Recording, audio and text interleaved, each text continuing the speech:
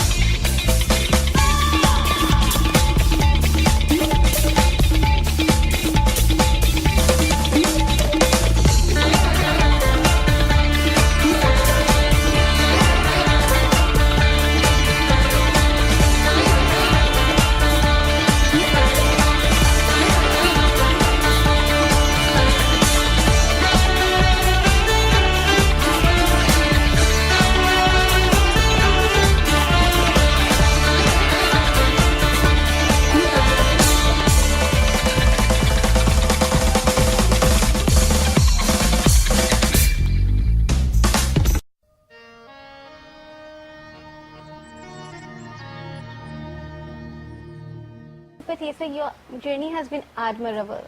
Could you stress on that? Because I mean, everybody will want to know how you did it by yourself.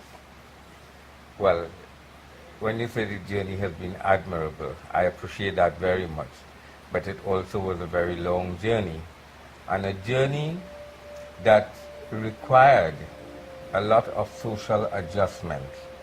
And when I say required social adjustments, I mean social adjustment from the society and from me as a person and from my family. Because to start with, I chose to play one of the most difficult instruments in the world, the sitar.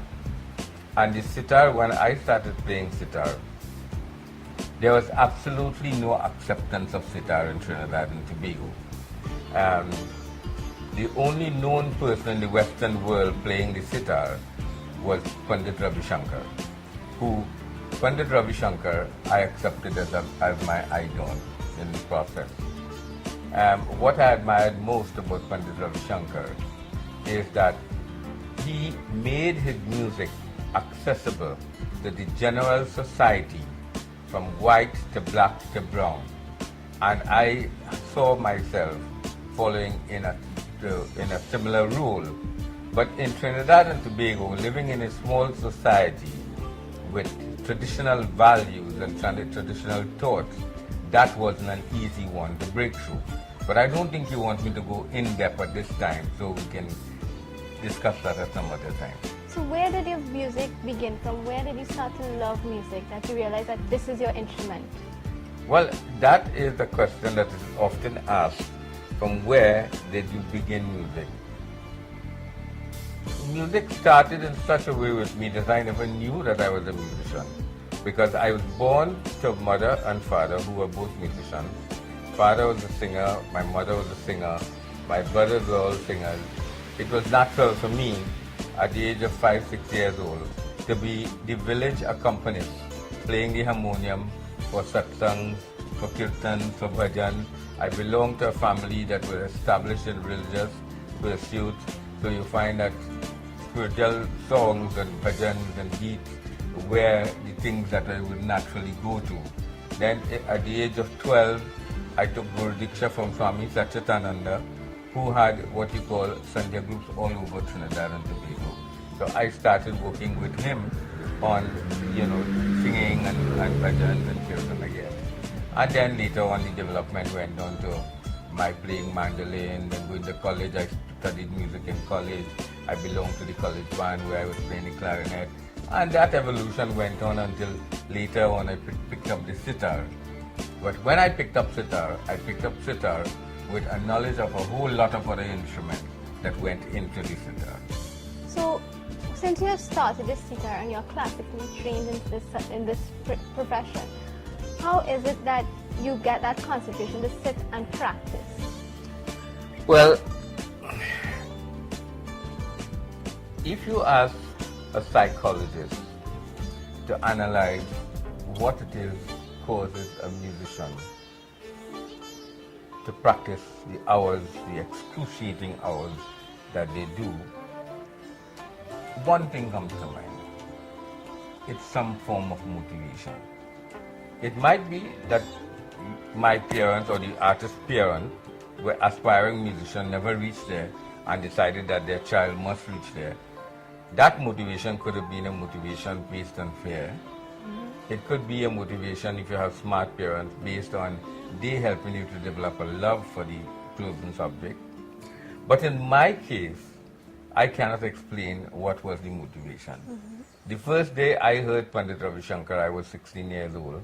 I heard that it's your brother who brought that. Yes, my brother brought this CD, this vinyl record home, and when that started playing, I could not sit, stand, nor move. I just remained one way place. Tears started streaming down my eyes. My hair stood on end, and I was totally transfixed. When I caught myself, I sat down, and I listened to that record over and over for more than 5-6 hours. And that is when I decided this is the instrument that I will play, sitar. Because I know you are a busy person. So how do you get that time to take that concentration out, to take that time to develop all this and sit down and say, okay, I'm going to practice for 5 hours, 6 hours, 3 hours? Well, we are talking, I have to throw my mind back to my younger days. What I did, I had a full-time job. I used to get up at between 2 and 3 every morning. And that is when I would practice until 6, 7 in the morning. Then I would go out to work, come back home in the afternoon, spend another 2 hours and practice. So my life was music and more music. I had to sacrifice a social life. And that's why I think I'm not too good socially.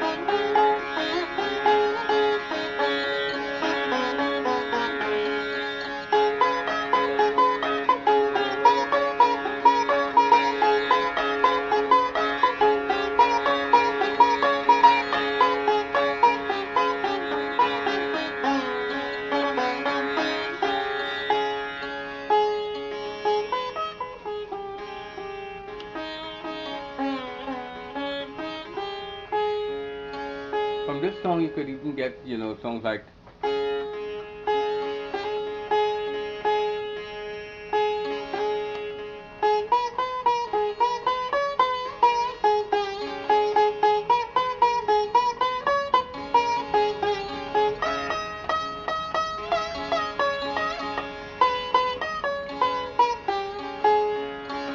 so you see, everything can happen out of the music. Out of the ragas, you can get almost everything. For instance, now one peculiarity about sitar is that you can move the frets on the sitar, unlike a guitar, unlike any other instrument. So see, for instance, this raga.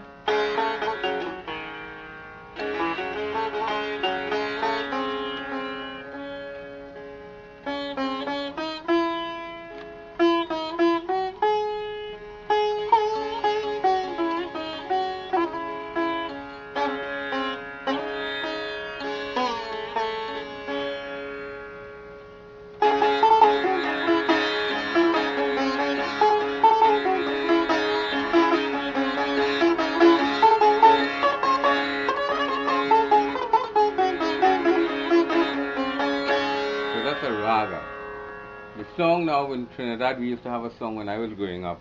I go tell me mama don't send me down there. I've created a melody out of that now.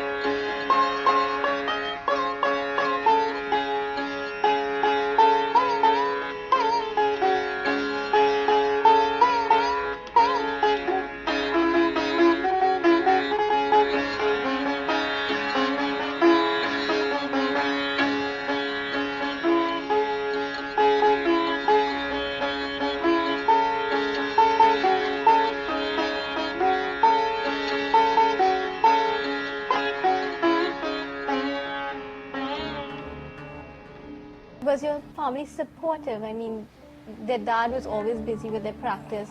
As a wife, I mean, she always wanted time to sit and have tea or something with you. How supportive were they with you? My wife, Roshni, I'll start with my wife, Roshni, because that's when I picked up sitar. I think it's after I got married, I picked up sitar. So Roshni was there from the very beginning. I tell you what, I used to play music in a band. And Roshni thought, she didn't really care for band music and going out as well as drinking and playing music and people dancing and that kind of thing. Roshni belonged to something a little more sophisticated than that. Because she was seeing me in a different light. She was seeing me as this classical musician, which really, I think that was divine intervention. Because in God's wisdom, He chose a wife who will encourage me to get into the classical. When I got into the classical, Roshni was only too happy to sit very patiently and listen to me play. So that's really good. And she was extremely supportive. At the same time, I did not take advantage of that. I made myself useful also in the home. So what we did, we shared the household chores. And that sharing did not put a strain on her. What we sacrificed was a social life. And it's time that we will take to socialize. It's the time I took to practice and my wife took to read and to study and whatever. And what about the kids? Well, children came long after I became professional on the sitar. But when Sharda was our first baby that was conceived, she was conceived 10 years after we were married. So Sharda fell in her mother's womb. She felt the practice that I was doing. Yeah. And The she talent felt was the vibe. instilled in her. Yes, she felt the vibe. You know, there's a story in our religious scriptures about Abhimanyu who learned, that's the original son, how to break into a chakra, a circle of enemies, and fight in there. But by the time he was about to learn how to get out of the chakra, the mother woke up. She was asleep when the father was telling her. The mother woke up and he never learned that, and that's how he got killed. That supports the point that children learn in the wombs of their mothers. And that is how Charlotte did her first lesson in music. And I currently know she's doing her PhD in this. Well, she's doing PhD in cultural studies, but Sharda is a really fine sitar player, and she was launched when she was just 16 years old as a professional sitar player. Through your Caribbean School of Music. Through Caribbean School of Indian Music. So Prashant, on the other hand, when Prashant was 8 years old, his guru in India told me, I want to adopt this boy, because in all my 25 years of teaching, I never taught such a talented child. And that is what he asked, and I could not leave my only son. So Prashant has proven himself to be above the average in his field. Amrita was the one who was what we say Doke Dam. But yet, Amrita won all the prizes in Sanskritic Sangam for 5 years. She won the first prize in sitar. And she's currently practicing violin. But she's doing violin and sitar also. But you know, she never took it on seriously, but yet she's a natural. She can play.